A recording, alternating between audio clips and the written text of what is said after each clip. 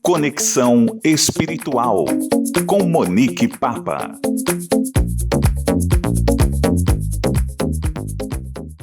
Olá, queridos amigos, tudo bem? Para quem não me conhece, eu sou Monique Papa, sou criadora do canal Luz da Alma e hoje aqui no Conexão Espiritual nós vamos dar seguimento a um estudo que nós estamos fazendo das leis divinas ou leis naturais.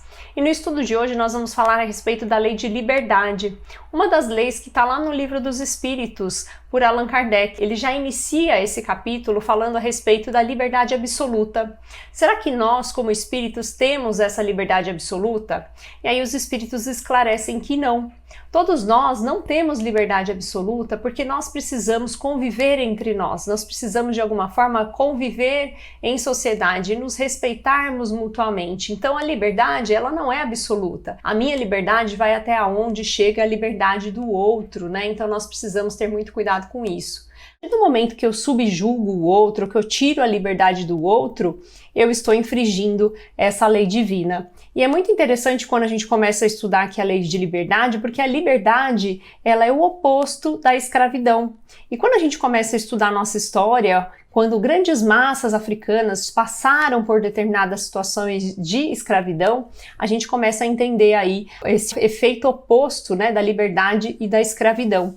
E aqui a gente não está falando somente dessa escravidão das grandes massas, mas principalmente essa escravidão muitas vezes moral, de inteligência ou também de recursos materiais. Quando a gente escraviza o outro, seja porque nós nos sentimos superiores ao outro ou porque essa pessoa tem uma certa dependência material de recursos, eu acabo explorando tudo isso. Então a gente tira de alguma forma a liberdade do outro. E quando a gente começa a escravizar o outro, essa também é uma tendência para o mal.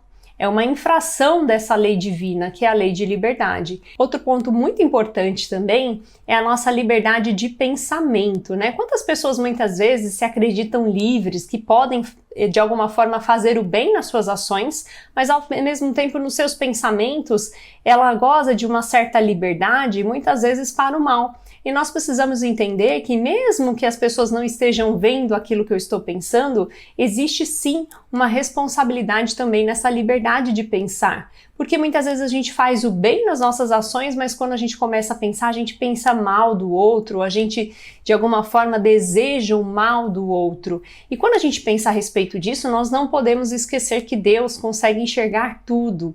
Por mais que nós estamos agindo para o bem, mas pensando de uma forma negativa ou atraindo, né, um pensamento negativo para o outro, nós estamos também agindo para o mal.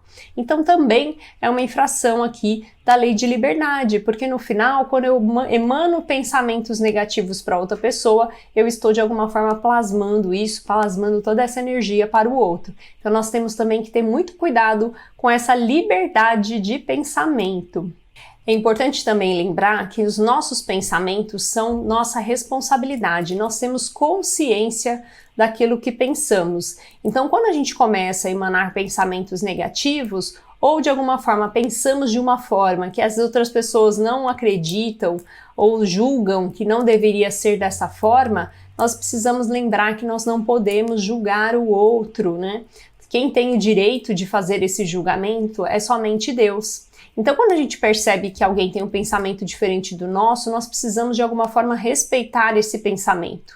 E a única forma que nós podemos de alguma forma intervir nesse pensamento é quando a gente percebe que esses pensamentos podem estar direcionados para o mal e prejudicar o outro. Mas ainda assim, quando a gente percebe isso e a gente tem que interferir, tem que interagir com essa pessoa que está pensando de alguma forma, de forma negativa e prejudicando alguém, nós temos também que ter o pensamento, a forma muito caridosa de olhar para esse nosso irmão.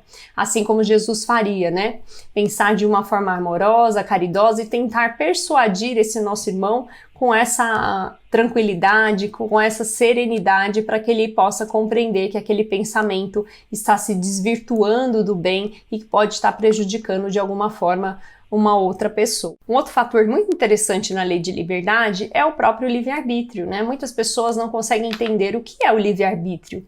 O livre-arbítrio nada mais é do que o poder das nossas escolhas, o nosso poder de pensar e agir, né? Escolhendo situações em que a gente pode se direcionar para o bem ou situações que a gente pode se direcionar para o mal. Mas quando a gente fala a respeito de livre-arbítrio, os espíritos vão evoluindo, né, conforme o tempo. E quando a gente está ali em espíritos primitivos, né, espíritos iniciantes, muitas vezes a gente não tem esse livre-arbítrio, porque a gente ainda não tem essa inteligência moral, esse conhecimento moral, né? Essa inteligência vai sendo desenvolvida ao longo do tempo, tanto a nossa inteligência de conhecimento quanto a nossa inteligência moral.